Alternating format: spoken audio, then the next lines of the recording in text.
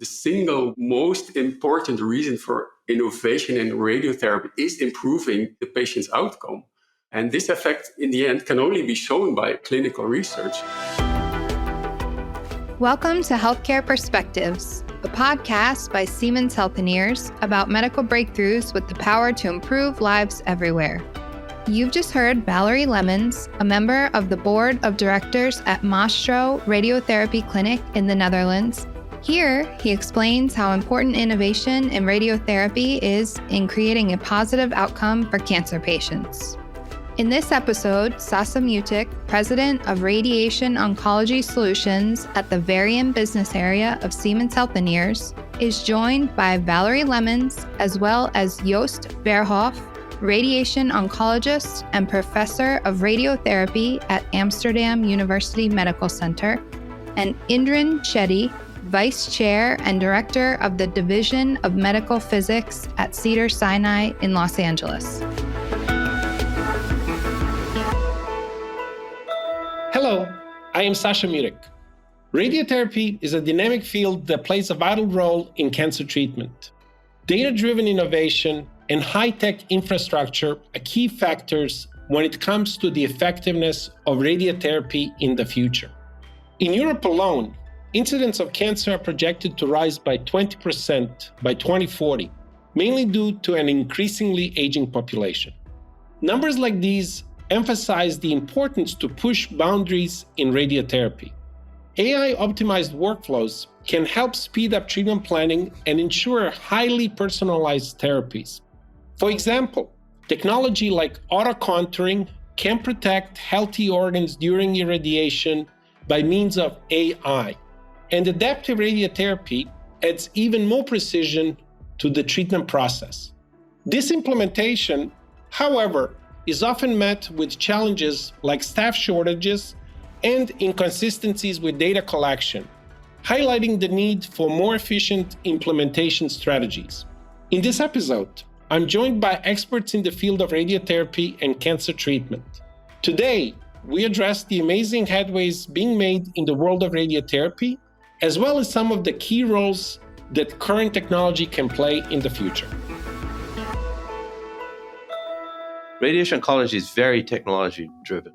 And so we've seen technologies morph and change over time with the goal of being able to really target solid tumors accurately and avoid damage to normal tissues. That's called the therapeutic ratio.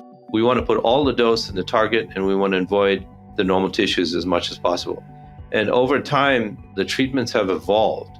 Having a digital twin is helpful because you can model the tissue structure, and you can model things like, oh, this patient was a heavy smoker, so maybe there's some lung damage in this patient that can be modeled in a digital twin. You can use that information to model the radiation interaction with the healthy lung tissue, the tumor, and the non-healthy tissue. And you can use that information to avoid damaged regions or to spare regions that are healthy. This is Indran Shetty, director of the Division of Medical Physics at Cedars-Sinai in Los Angeles. Here, he is describing the treatment path of a theoretical lung cancer patient using a digital patient twin. Using this technology, medical professionals can collect an individual's existing health statistics and continually compare that information with results from specified data. It can help you tailor your radiation plan. And what you really want to be able to do is combine modalities. We have a large number of patients that are getting combined modality treatment. So they will get chemotherapy, they'll get radiation, they may get immunotherapy. In the Netherlands, Valerie Lemmens, initiator of the Dutch Cancer Atlas, emphasizes the growing trend towards combination therapy. More and more, we will see a combination of the so-called targeted therapies, also in combination with radiotherapy, because we know combining these types of treatment can give an extra boost to the immune system of the patient with chances of increasing survival. And for these patients receiving combined treatment modalities, using the digital twin can help prevent toxicity and set the stage for a positive outcome. Chemotherapy, the immunotherapy, and the radiation therapy, they're all toxic to some level. And how does that combined toxicity look for the patient? When you're doing the radiation, let's say they got chemo and immuno, you tailor now the radiation to ensure you're not harming the patient and that you're affording some benefit to the tumor.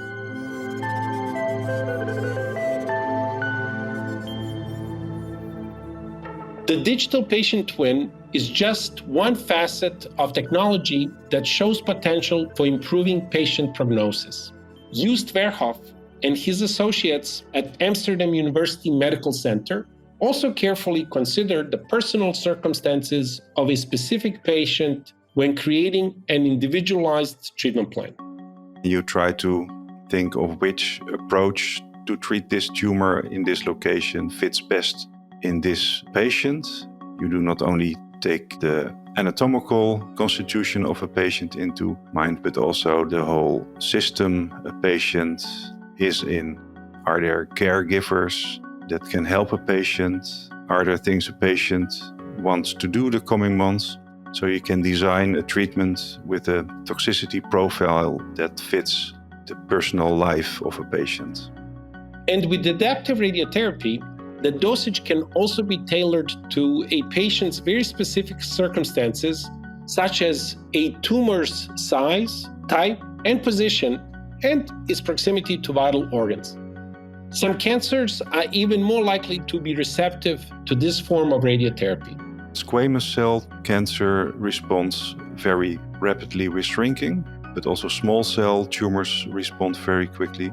But we use more and more stereotactic radiotherapy doses, so really high doses. And there you see almost all tumors respond quickly. So the higher we are able to dose the radiotherapy to a tumor, the quicker the responses are. So this daily adaptive radiotherapy enables us to increase the daily dose without harming the surrounding healthy tissue. To learn more about adaptive radiotherapy, I recommend to check out episode 15 on this podcast. It's called Personalizing Cancer Care, Adaptive Radiotherapy.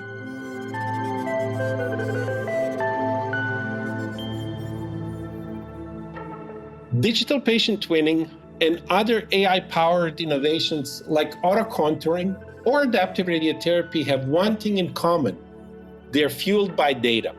As a PhD student in the early aughts, Valerie Lemons was among the first researchers to use high-quality cancer data to evaluate low-volume, high-complexity care in the Netherlands. What he learned through this experience would forever change his outlook on the role that data plays in medicine. The results were quite shocking. For example, there are many hospitals performing very complex pancreatic surgery, which is called a Whipple procedure, on average once a year. This led to a giant hospital mortality of staggering 24%. And one of the driving forces to overcome the reluctance of concentration of care was publishing the outcomes. In the years following, we could see the outcome improving dramatically. The in-hospital mortality, for example, dropped from 24 to 4%. We saw an increase in 2-year survival. With the Dutch Cancer Atlas, he has been able to interpret and publish data in a context that increases awareness of regional differences in cancer incidence, even within a population as small as the Netherlands. We saw it even between neighborhoods within cities. On the other side, it was also a perfect opportunity to increase awareness that there are opportunities in preventing cancer. The Atlas has made the Dutch Cancer Society invest in implementation of interventions at the local level, such as the creation of shady places at school playing grounds or interventions aimed at women to increase adherence to cervical cancer screening programs. We also saw differences in incidence for which we do not yet have any clue of the reasons for it. For GI cancer, we saw a north-south gradient which did not at all correlate with any of the known risk factors. So identifying the causes of this type of variation may ultimately help on preventing or even treating cancer. We are now working on combining the incidence data in the Cancer Atlas with data on risk factors, such as lifestyle and pollution and socioeconomic status, And already now, as we speak, incidence data from certain types of cancer are, for example, being combined with data from the use of pesticides, insecticides on neighboring cornfields. Indran Chetty also is aware of the unique role that data plays in the advancement of cancer care. In the US, the Cancer Imaging Archive, or TCIA, administered by the National Institute of Health, NIH, is a facilitator in building and providing large datasets. It becomes really important for us to be able to share data or be able to have data sets that are in a repository. I think the NIH has done a pretty good job with requiring the TCIA data sets and when you get a grant that you have to de-identify and share your data. I think that's the kind of thing I wish that we could do more. How can we incorporate that kind of thing into our practice? Because at the end of the day, it's all about the data, and as you all know in the big data space. We need more data in radiation oncology.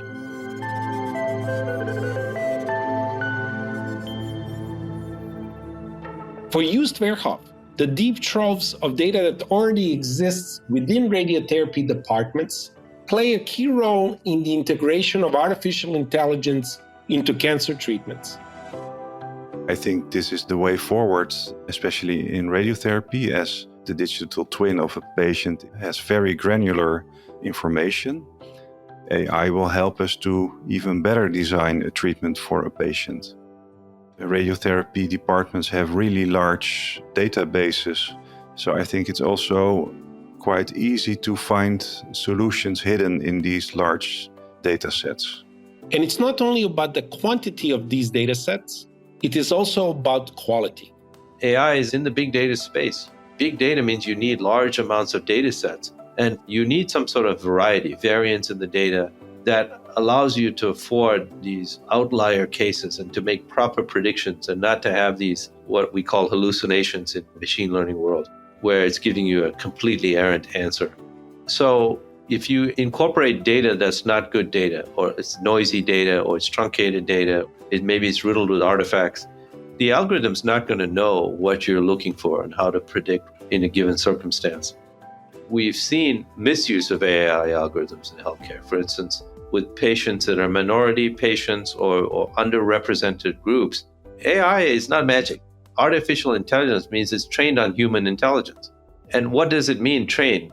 Training means you taking patient data sets, and the AI algorithm is only as good as you train it.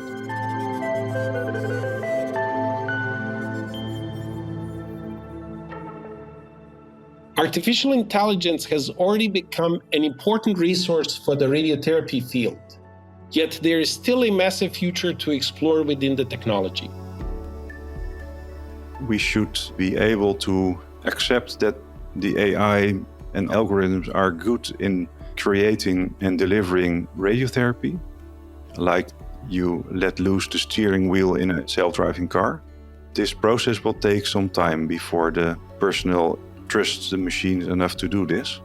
And next, the treatment plans will be better and better when they are planned in the cloud.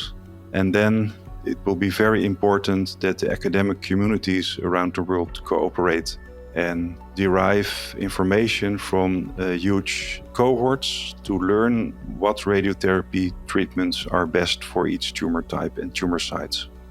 And I think this is also something that radiotherapy equipment companies should facilitate, this academic exchange of best practices.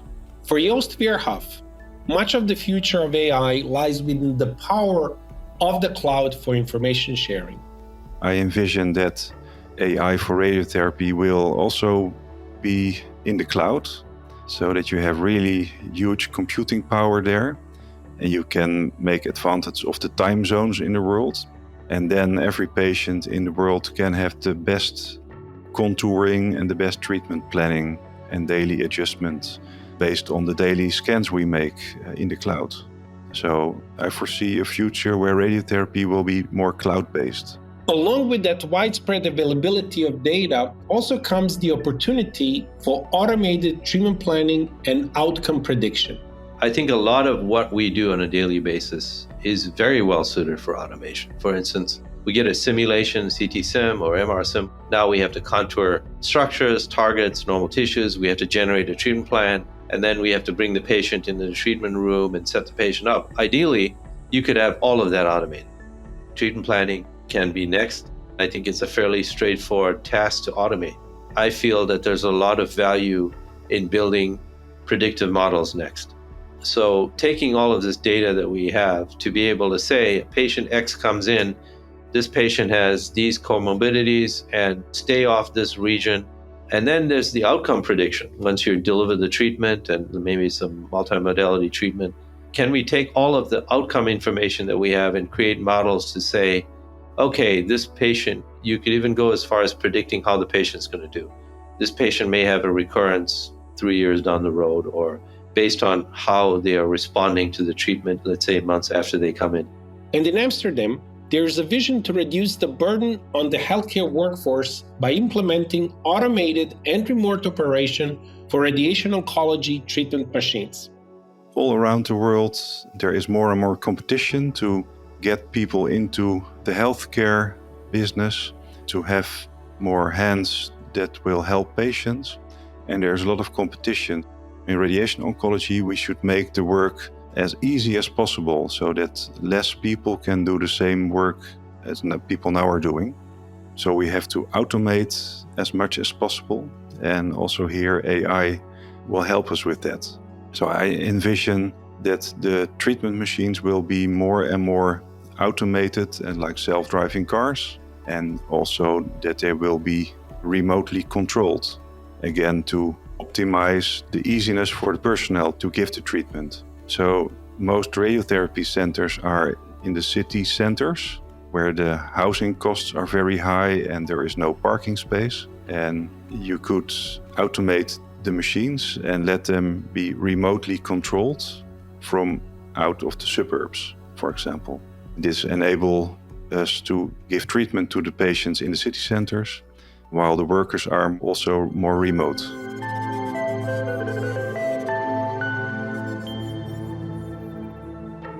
The technological progress being made in the field of radiotherapy is incredibly rapid. Yet, there are still quite a few challenges that remain when it comes to implementing many of these advancements. Almost half of the innovation implementation projects in radiotherapy clinics in the Netherlands have a delay of more than 6 months or even completely fail ultimately. So more general barriers beyond healthcare are restrictive mindset, a lack of organizational competences, resistance of support from important actors, restrictive external environment, insufficient resources, of course, but also an unsupportive organizational culture. And research shows that the main barriers for innovation implementation in healthcare, so also in radiotherapy, are the lack of human, material, financial resources, and also this lack of integration and organizational readiness. And of course, when it comes to sharing and extrapolating data, privacy should also be top of mind. We have to take care of our citizen privacy very seriously. We have to invest and embrace new methodologies for sharing data in a privacy-preserving manner, such as there is distributed learning, which means that the data do not leave the servers at the various institutions or countries, but the algorithms travel around, answering the questions asked. For Indran Chetty, one of the challenges that looms large involves using an automated algorithm. This, he says, should be enacted very mindfully.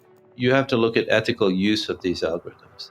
Do we have a governance in the radiation oncology space that says, yeah, we've looked at the ethical considerations with algorithms. We know these algorithms predict well for a variety of groups of people.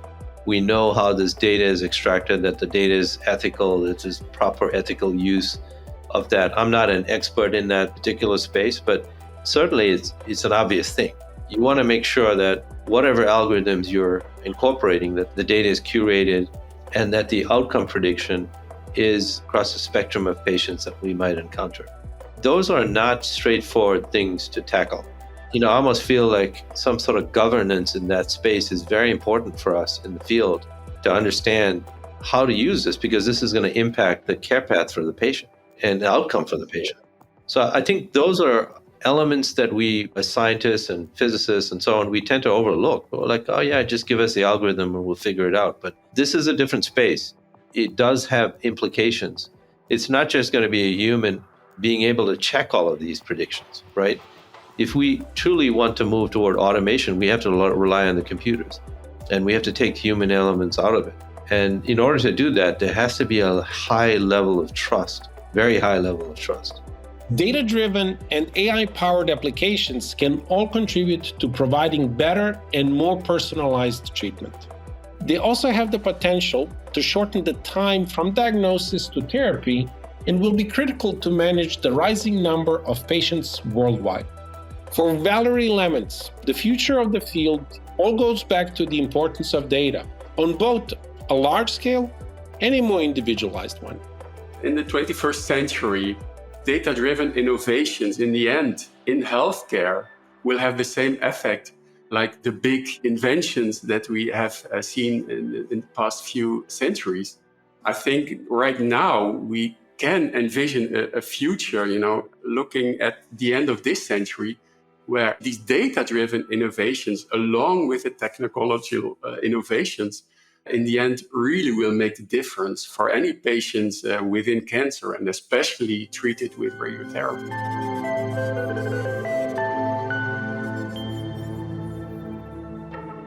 Radiotherapy continues to advance at an increasingly rapid pace. To translate these developments into successful treatments for cancer patients, it all comes down to the data. Going forward, the focus must be on both gathering reliable, reputable data and using it mindfully in conjunction with emerging technologies. In a data-driven environment, every patient treated will be a new lesson learned and hopefully contribute to improving care for everyone. It's of utmost importance that we have a prospective cohorts, that we learn from every patient, that we ask patients to give feedback, so patient-reported outcome measures on how the quality of life is for every treatment, and that we share these data between countries and between institutes and learn which approach is best for which tumor type and which location in the body. We should learn from every treatment that we give at the moment and come up with the best solution for every patient from these large prospective cohorts.